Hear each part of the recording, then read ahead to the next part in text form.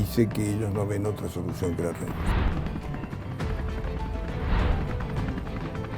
Como estaban las cosas, no había más nada que hacer.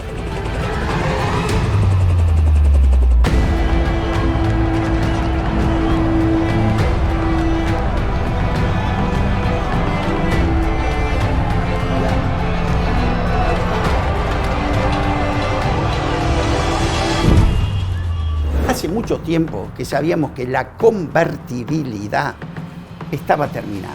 Me proponían eso, yo lo sacaba vendiendo almanaque.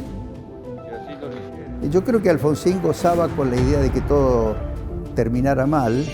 Queda claro que aquí no hay devaluación. Los radicales ya en ese momento querían que se daban cuenta que la cosa no andaba. Hay un golpe que lleva a esta situación. Cada vez había menos dinero y la demanda social era cada vez más grande. Era una sociedad que estaba cansada de 5 o 6 años de recesión. He decretado el estado de sitio en todo el territorio nacional. Primero eran 3, después eran 6, después eran 100, y después fueron cientos de miles. ¿Qué era más grave ahí? El estado de la gente. El enojo de la gente. El enojo de la gente. Ya se hablaba de 5 fallecidos en Plaza de Mayo. Fue la gota que rebasó el vaso para la renuncia del doctor de la Rúa. Evidentemente estaba en un vacío de poder. No había salida. Yo me había quedado de lado porque el país no sabía de la renuncia.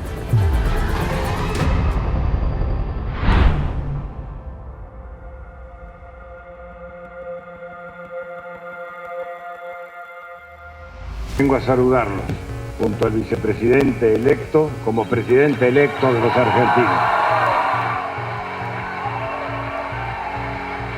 La causa eficiente por la cual Eduardo Duhalde pierde la elección de 1999 y gana Fernando de la Rúa es porque Fernando de la Rúa sostenía la continuidad de la convertibilidad, mientras que Duhalde había planteado claramente que era indispensable salir de la convertibilidad porque si no, no íbamos a poder crecer. La gente no quería una devaluación porque temía mucho a la inflación. Ahora, no todos en el gobierno pensaban lo mismo. Conmigo un peso, $1. La alianza era una coalición armada entre peronistas disidentes y radicales. Chacho Álvarez era el jefe de los peronistas disidentes, pero se llevaba mal con De la Rúa. Era un matrimonio sin amor, una alianza pero por conveniencia para ganarle al peronismo y era muy débil. Presento mi renuncia indeclinable al cargo de vicepresidente de la Nación. Yo llamo a Chacho y le digo, Chacho, ¿qué está pasando? Nos vamos. No, dice, se quedan todos. Me voy yo solo. La renuncia de Álvarez fue una manifestación concreta de que en la alianza no había afinidad política. El gran problema era que las fuerzas políticas hicieron la alianza, no la hizo De la Rúa. Alfonsín, Storani, Chacho Álvarez, Terraño y De la Rúa, que era el presidente y el que tenía los votos, era uno más. Se hizo la alianza, bueno, todo el mundo estuvo de acuerdo. A muchos que estábamos ahí no nos gustaba hacer la alianza. No necesitábamos a un sector de marginales del peronismo que no tenían nada que ver con lo que nosotros pensábamos de lo que había que hacer en ese momento. Dije lo que había expresado el ministro de Trabajo en una cena que tuvimos. Cuando yo le dije que en el Senado había mayoría peronista, que la ley no iba a pasar, él me dijo, para los senadores tengo la Banelco. Porque él renuncia poniendo como pretexto los sobornos del Senado, pero los que estaban en la alianza, algunos de ellos decían que ese había sido un pretexto. Él se quería ir porque no estaba de acuerdo con el gobierno, con el manejo económico y creía que eso iba a terminar mal. No sé los motivos porque no hablé nunca después con el doctor Álvarez después de su renuncia. Desde el punto de vista institucional fue una irresponsabilidad. Ese gobierno de la Alianza además no tenía el poder absolutamente en la presidencia, porque la figura dominante en el partido de gobierno, en la Unión Cívica Radical, era el doctor Alfonsín. Alfonsín siempre fue muy claro que él no estaba de acuerdo con la convertibilidad. Y esto lo dijo públicamente siempre, en épocas del doctor Cavallo y del doctor Menem, en nuestra época. Alfonsín en aquel momento también coincidía con Duhalde en la necesidad de ir saliendo progresivamente de la convertibilidad. Esto los unificaba en cuanto a una misma visión de cómo debía salirse de ese parate que se había generado en los 2 últimos años. Yo creo que Alfonsín gozaba con la idea de que todo terminara mal. Yo creo que psicológicamente él pensaba que, bueno, su gobierno había terminado muy mal y en realidad la política de Menem y de la década de los 90, que según él había sido continuada por De la Rúa por equivocación, también estaba terminando muy mal. Y yo creo que a él le parecía bien que terminara mal. Era una sociedad que estaba cansada de 5 o 6 años de recesión y de ajustes permanentes. Ya en el 96, 97, la convertibilidad no funcionaba tan bien, porque la economía se había parado, había recesión, y eso siguió, las secuelas obvias, desempleo y pobreza. Cada vez había menos dinero, menos respaldo económico, y la demanda social era cada vez más grande.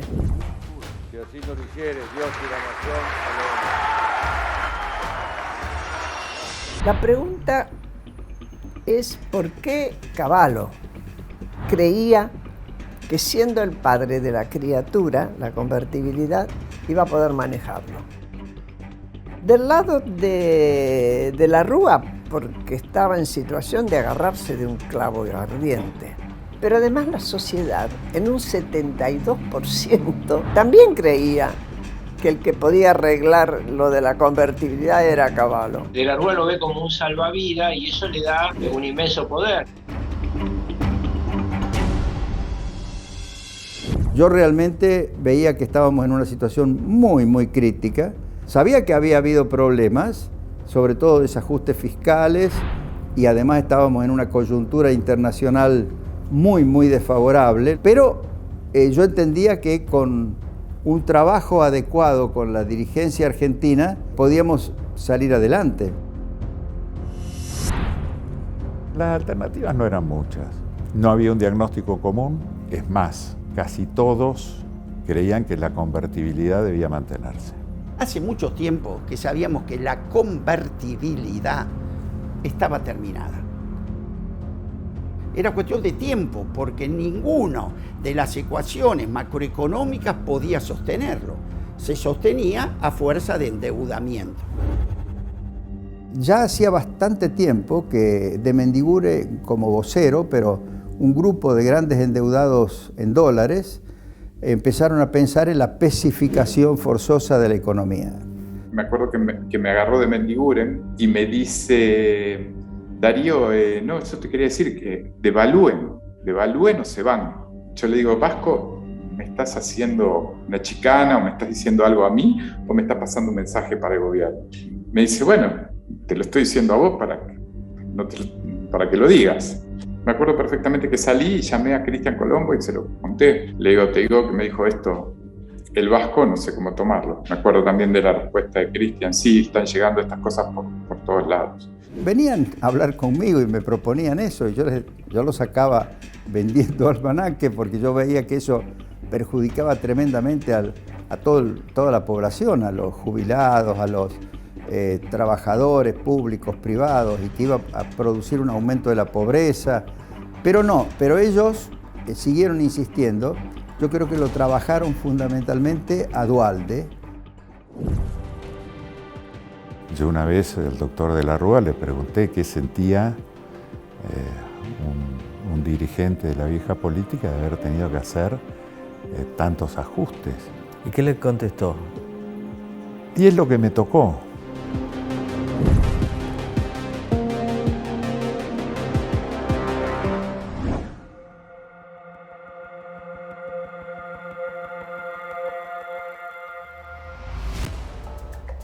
Muchos no votaron o lo hicieron en blanco o con voto anulado.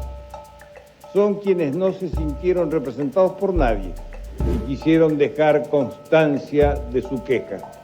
Esto nos impone mejorar la calidad de la política. El gran ganador de esta elección, Eduardo Duhalde. Quiero decirles... No debió ser determinante, porque al final una elección de medio término debe ser una transición. Porque en aquel momento los ganadores sacaron pecho y dijeron, bueno, ya que ganamos la elección de medio término, dennos el poder. Los radicales ya en ese momento querían que se daban cuenta que la cosa no andaba como me da cuenta yo y querían introducir modificaciones o convencerlo de cosas y él no daba respuesta. Ahí empezó Duhalde a pedir mi renuncia. La CGT, que venía actuando con prudencia, se sumó a Moyano también a pedirle renuncia, porque en vez de decir ahora cuidemos al gobierno, salieron a fajar, a pegar al gobierno a ver si caía.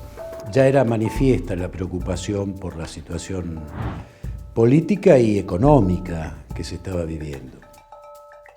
Imaginábamos una situación política compleja frente a la incapacidad de reacción que se verificaba desde el Poder Ejecutivo frente a la magnitud de la crisis. Las cotizaciones de las acciones líderes en la Bolsa de Comercio de Buenos Aires bajaron el 5,24%. Y los bonos de la deuda también descendieron. El crédito externo se había limitado y había claramente una actitud diferente por parte de la nueva administración de los Estados Unidos y del Fondo Monetario, que habían cambiado sus autoridades en la elección de fines del año 2000. Le dije con todas las letras, yo dije, nos van a hacer colgar en la Plaza de Mayo ustedes con estas cosas que están haciendo. Y Köhler estaba duro así. Ann Kruger sacó un papelito, porque Ann Kruger era consciente de que ella había cometido un error. Ella había dado una conferencia de prensa el 23 de noviembre sobre el sistema de reestructuración de deuda soberana. Había dicho, no se aplica a Argentina, pero lo primero que dijo, un país que va a reestructurar su deuda, lo primero que tiene que hacer es poner controles de cambio. Para cuando una economía está dolarizada como la nuestra, controles de cambio significa que no se puede entregar billetes de dólares, porque la gente puede sacar los dólares del sistema argentino y equivale a enviarlos al exterior con solo pedir que le den billetes en lugar de tener depósitos en los bancos. O sea que esa decisión nos obligó a poner el corralito, porque claro, empezó a haber una corrida contra los dólares que estaban en el sistema bancario. Hemos tenido que adoptar una medida transitoria de limitación a la extracción de dinero en efectivo. Y solo se podrá hacer durante este periodo de 90 días por cifras de 250 pesos semanales. Pero ese día, cuando pone el corralito el ministro Cavallo, había una misión del Fondo Monetario en la Argentina. Se sorprenden con la medida del corralito. La verdad que no se ve que no lo habían charlado antes. Hemos salido a defendernos. Queda claro que aquí no hay devaluación, que se mantiene la convertibilidad y la paridad peso-dólar, que se ha derrotado a la especulación. Algo había que hacer porque veníamos con pérdidas de 1.000 y pico de millones de dólares por día de reservas, etc. Ese fin de semana la situación en la Argentina era dificilísima.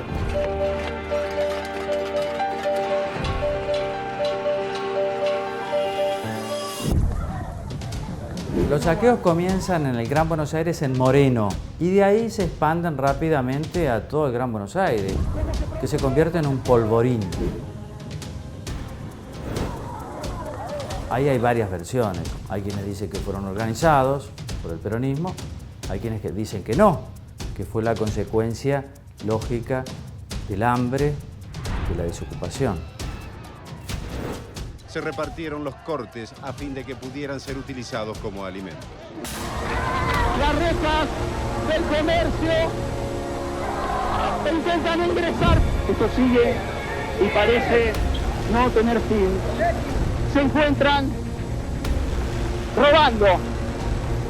Personal de seguridad privado y también empleados de este supermercado están tratando de defender esta fuente de trabajo. Lo que estamos esperando es poder conseguir una bolsa de comida o algo como para poder sobrellevar esto. Lo de Moreno lo maneja el intendente, Hueso Campos, que él busca a sus fieles, viene a la ciudad de Buenos Aires para provocar los incidentes. Eso estaba planificado, incluso para ir asaltando algunos mercados a su paso. Inclusive creo que no fueron tantos como la gente presupone. Creo que habían sido 2. Una movilización de 2 municipios y había todos los días movilizaciones, como hay ahora. No se hacen para que se vaya el gobierno, sino para reclamos que en mi época yo considero absolutamente legítimos. Mi sensación en ese momento es que no había una participación de los intendentes, porque si hubiera habido una participación de los intendentes, el desastre hubiera sido infinitamente mayor. La situación sobrepasó todo lo que uno se puede llegar a imaginar. Están llevándose todo un negocio. ¿Qué tipo de negocio? El negocio se llama Fabiano. Y la verdad fue una maniobra en la cual se conspiró contra la democracia. Básicamente todo el equipo de Duhalde veíamos como el caos se operaba barrio contra barrio. Llegaban a un barrio, 10 tipos en 2 coches y te decían, miren que están viniendo los del barrio de al lado a atacar. Las instrucciones eran evitar un baño de sangre.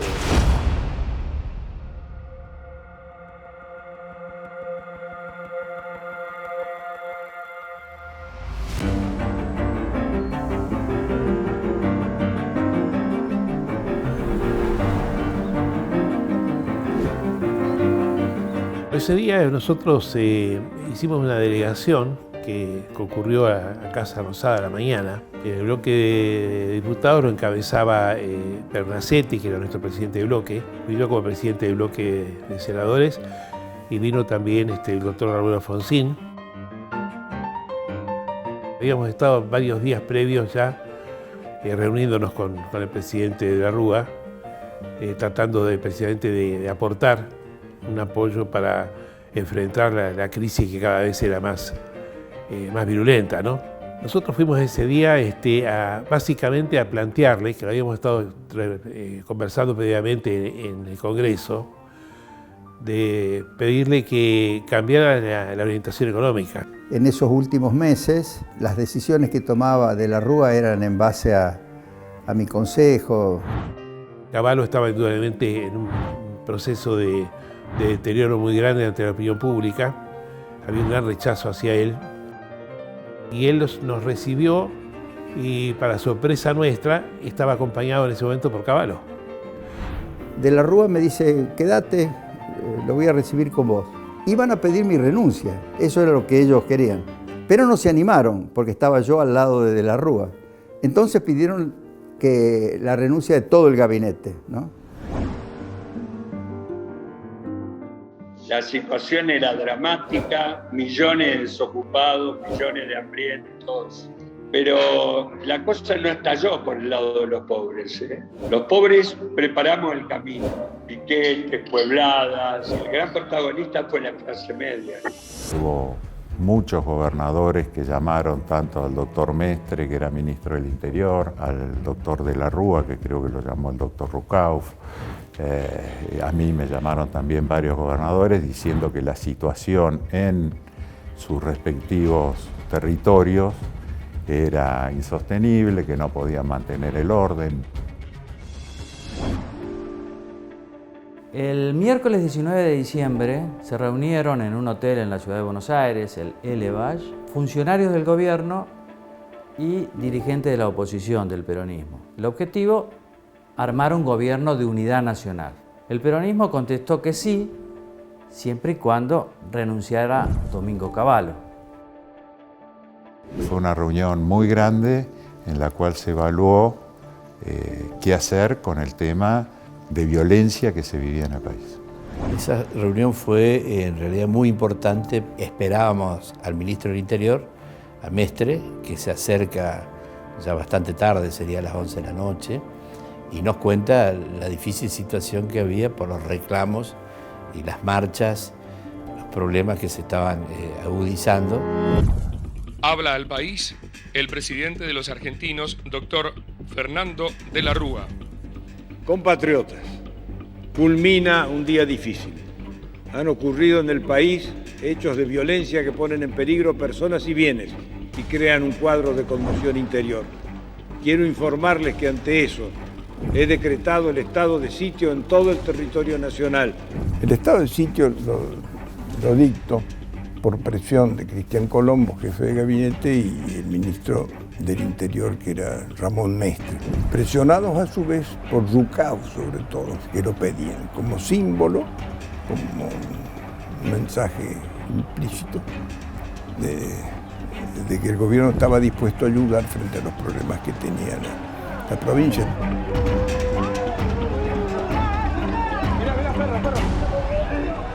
Y a mí me llamó la atención el desconcierto que había en los funcionarios, digamos, de la Alianza, porque uno de ellos me preguntó si había escuchado el discurso de la Rúa. Bueno, dice, porque me avisan que hay gente concentrándose en Plaza de Mayo.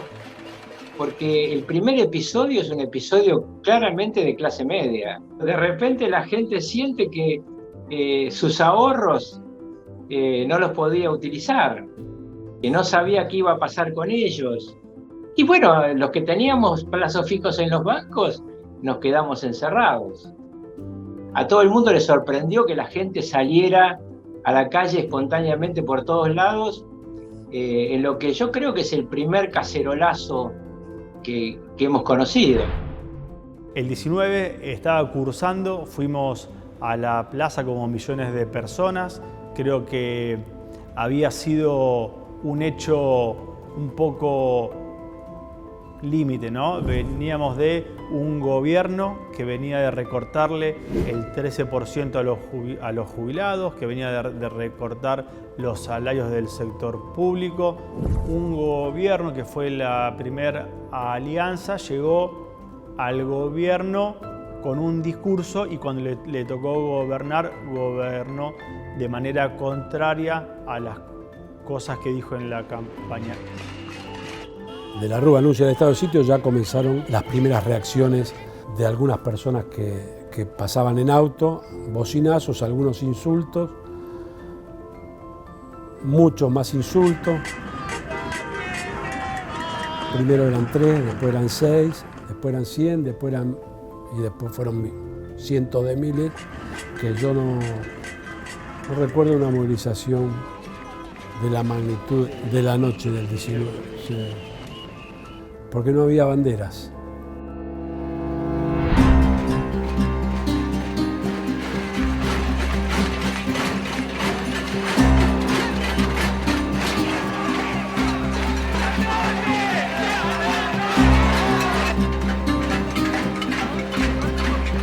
Nadie quería dar la información. Estaba comprometido Mestre a hablar por televisión y no lo hacía. Entonces tomé la televisión yo y lo hice, que fue el peor error que uno puede cometer, porque puse la cara, expliqué lo que pasaba, convencido que el temor de la gente eran las sublevaciones, el riesgo de la violencia. Y no, la preocupación de la gente era la economía. ¡Loco, devuelvan la guita! ¡La gente se está cagando de hambre!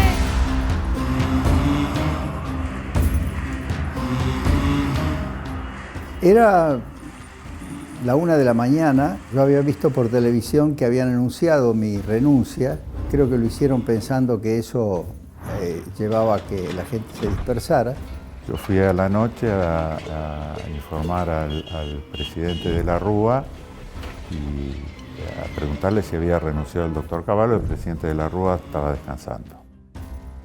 ¡Cavallo! ¡Devolveme la plata! ¡Esto es el pueblo! ¡El pueblo no está saqueando! ¡Renunciá, Cavallo! ¡Renunciá y dejalos vivir en paz! Lo llamé al presidente, que estaba en Olivos, y me dijo, no, de ninguna manera. Yo necesito que me sigas acompañando. Son momentos difíciles. Yo le dije, bueno, avísame qué es lo que querés que haga. En un momento determinado del programa, alguien insistentemente llamaba a mi celular y decidí atender a ver qué pasaba. Y la persona con la que hablé era una persona de absoluta confianza en materia informativa, muy pero muy cercano e influyente a ese gobierno, al gobierno de la Alianza, y me dijo, acabo de cortar con Cavallo y renuncia. Seguro, palabras de él, me dijo, esto no va más, me voy. Señores, perdón. Está en estos momentos renunciando Domingo Cavallo. La sensación errónea mía en ese momento fue, bueno, esto va a descomprimir. Y no descomprimió nada. ¡Viva la patria! ¡Viva la Argentina!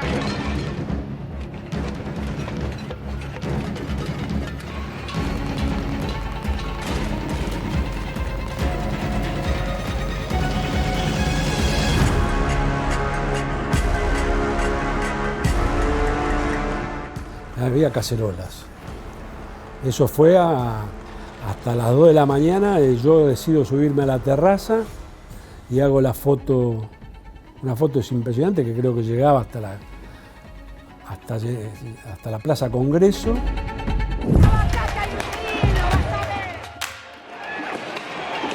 La represión comienza a 2 y pico de la mañana con algunos itacazos, varios itacazos. La gente empieza a dispersarse, a responder, vuelan rejas, las rejas de esa época, las vallas eran de 1,5 metros, 2 metros, menos, 1,5 metros de altura. Los manifestantes, algunos las agarraban para responder a la policía, y ese fue un ida y vuelta, donde ahí ya empezó a percibirse que se había perdido el control. Yo creo que el gobierno ya había perdido el control de la situación, ¿no?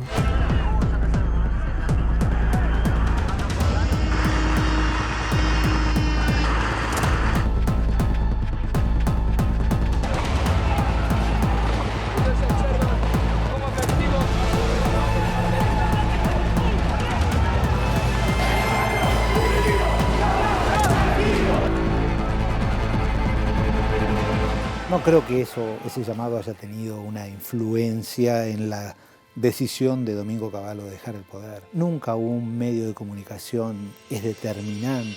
Ellos se van a Olivos convencidos de que se solucionaba el problema con el anuncio, cuando se haga el anuncio del estado de sitio. Y eso precipitó las cosas. Fue tremendo. Esa noche fue tremenda.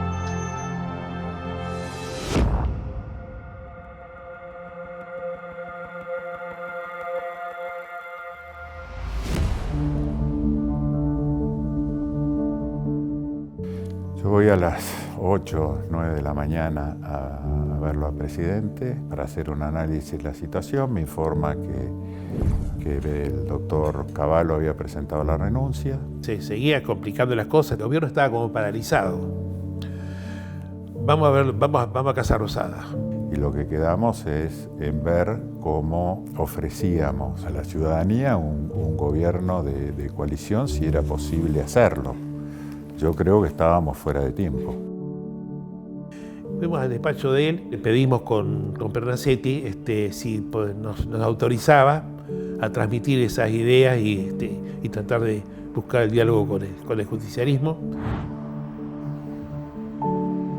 Maestro viene a preguntar qué posibilidad de un gobierno de coalición. Yo le digo, mira, muy difícil, pero hay algo más fácil, que es votar las leyes y darle gobernabilidad en forma inmediata. Y Maestro me dijo, no, si no hay gobierno de coalición es muy difícil seguir. ¿Qué pasaba? Nosotros habíamos ganado las elecciones 2 meses antes. Un gobierno de coalición lo arma el que gana, no el que pierde. Y además, armar un gobierno de coalición no se hace en 2 horas. Fue una respuesta negativa de nuestra parte. Hablé por teléfono con el doctor Pernacsetti, con el doctor Alfonsín, con algunos parlamentarios peronistas con los cuales yo tenía diálogo, ya no era el mismo tono del diálogo. ¿Por qué? Y porque los teléfonos empiezan a cortar ante la crisis. Yo vuelvo al despacho y a los pocos minutos llega de Alfonsín, conversamos un poco de esto. Él me dice, sí, lo veo complicado. Yo dije lo mismo. Suena el teléfono en mi celular, me llama el presidente y él me dice, bueno, yo voy a hacer un mensaje a la ciudadanía. Se acabó la comunicación, le digo a Alfonsín, va a hablar ahora, presidente. Me dice, ¿qué iba a decir? Bueno, no sé, vamos a escucharlo. Así que prendimos el televisor. Estamos en una situación crítica.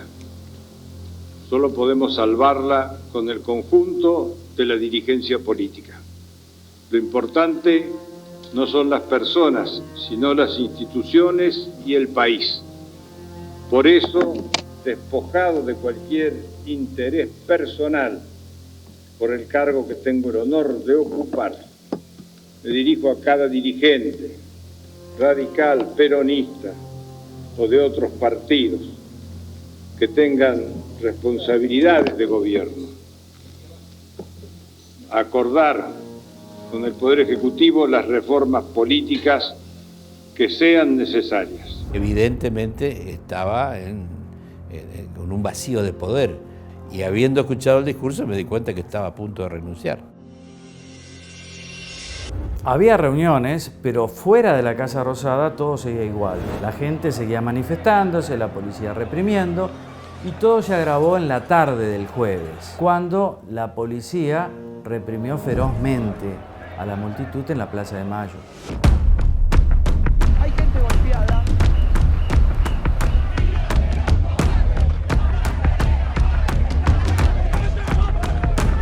Fui a trabajar al sindicato de judiciales y estaba yendo para tribunales y me mandan un mensaje diciéndome que estaban reprimiendo la ronda de las madres.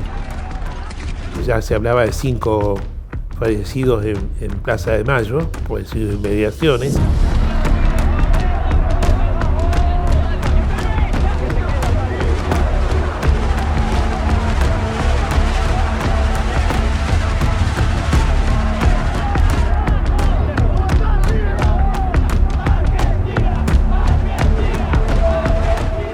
Y en el interior, sobre todo en provincia de Buenos Aires, en Córdoba y Santa Fe, había más de 20 muertos.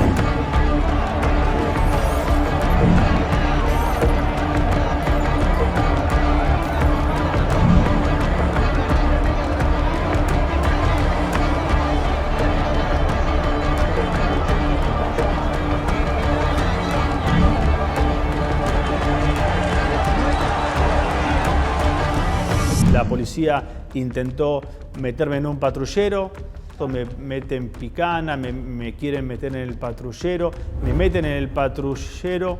Cuando veo la situación, que era muy caótica y muy violenta, intenté escaparme, me escapo del patrullero y cuando iba ya llegando a la ronda de las madres me vuelven a agarrar. Cuando el patrullero arranca, cerca del bajo, choca contra otro auto, el otro auto vuelca, viene una ambulancia, se lleva al taxista, viene otra ambulancia, se lleva a uno de los policías. Por presión de los vecinos, en vez de meterme en otro patrullero, piden una ambulancia más, me llevan al hospital Argerich, esposado, detenido. Voy al Argerich. En el Argerich la policía me dice que no tengo que contar nada de lo que sucedió, porque si no me mataban. Me llevan a una guardia, la policía pide que me den el alta, me dan el alta. Yo pido fuertemente la presencia de un neurólogo porque tenía un golpe muy fuerte en la cabeza, muy fuerte. De hecho tenía como una deformación. Viene un neurólogo, el doctor Barbeito. Cuando me hace la inspección se dio cuenta que no era solamente por el choque, que tenía golpes por todos lados. El doctor recetó 6 horas en observación, con lo cual ese fue el doctor que me salvó la vida. Después ya en el Argerich, que era el mundo que yo podía ver, era el ingreso permanente con balas, con fracturas, con balas de goma, con balas de plomo.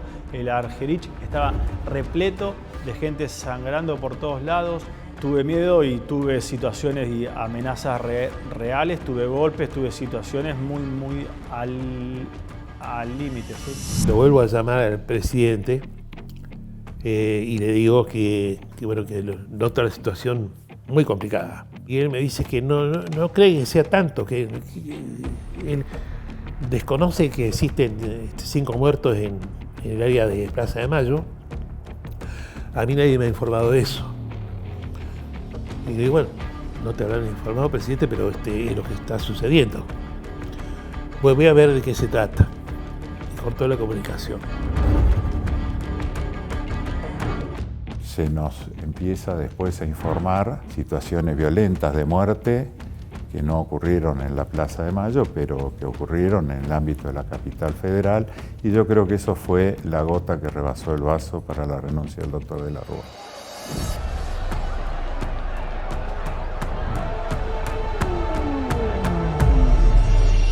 Mi secretaria me trae una declaración de los bloques de senadores y diputados del justicialismo, donde dicen que creen que es el momento de que tome una decisión el presidente, o al menos que se haga una asamblea legislativa. Yo vi ya que eso no había salida. Vuelvo a hablar al presidente. ¿Cuándo toma la decisión usted de renunciar? ¿En qué momento? Cuando me llama maestro y me dice que ellos no ven otra solución que la renuncia. Y en un momento determinado el presidente me dice, bueno, ¿y yo qué puedo hacer ante esta semejante situación? Y le digo, presidente, yo le voy a dar mi opinión. La decisión es suya. Yo creo que así no se puede continuar. La única salida de esto sería que dejar en manos del Congreso la salida institucional. Se hizo un silencio de unos pocos segundos y me dice presidente, bueno, sí, creo que sí, si no hay otra alternativa es lo que voy a hacer. De la Rúa había hablado ya con muchos líderes políticos y se había dado cuenta que su tiempo había terminado. Entonces, frente a esto, resistir era una obcecación, no tenía apoyo partidario, tenía un peronismo que venía pidiendo la renuncia. Bajo al despacho presidencial, voy por un vericueto ahí que me lleva al comedor presidencial y el presidente sale de ahí. Hola, Víctor, me dice, bueno, te agradezco tu colaboración en este tiempo. Y ahí yo me doy cuenta que ya no era más presidente, que había renunciado. Vení, me dice, vamos a hacer la última foto. Así que me toma del hombro y me lleva hasta el despacho. Yo me había quedado de lado porque el país no sabía de la renuncia. En puño y letra del presidente de la Nación, la renuncia al cargo que acaba de enviar al Congreso Nacional. Hay un golpe que lleva a esta situación, pero ¿cuál es mi contribución? Facilitar el camino mediante mi renuncia. Por el peronismo hubiera existido una solidaridad mayor. Fueron los mismos radicales, que en ese momento creo que fue maestro, que fue gobernador de La Pampa, que le dijeron que tenía que irse. El peronismo es más solidario, masivo, y el radical es más individualista y demás. Ahora, muchos radicales pensaban que con Duhalde las cosas andarían mejor. Creo que se hizo lo que había que hacer, que era decir, se agotó este ciclo, como estaban las cosas, no había más nada que hacer.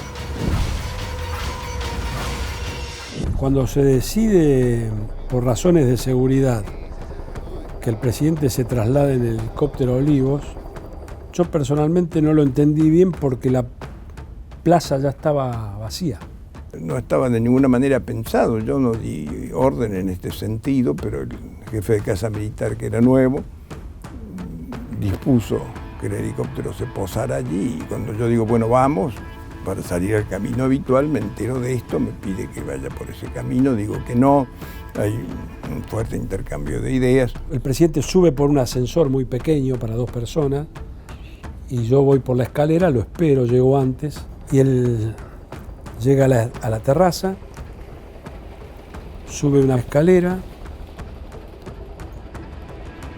Al final, bueno, cometo el error de aceptarlo, pero no escapando de nada, porque yo me iba por el camino natural. No pude acompañarlo al presidente, que se desplazó corriendo y fue tomado por el edecán y por el jefe de la custodia presidencial para ascender al helicóptero.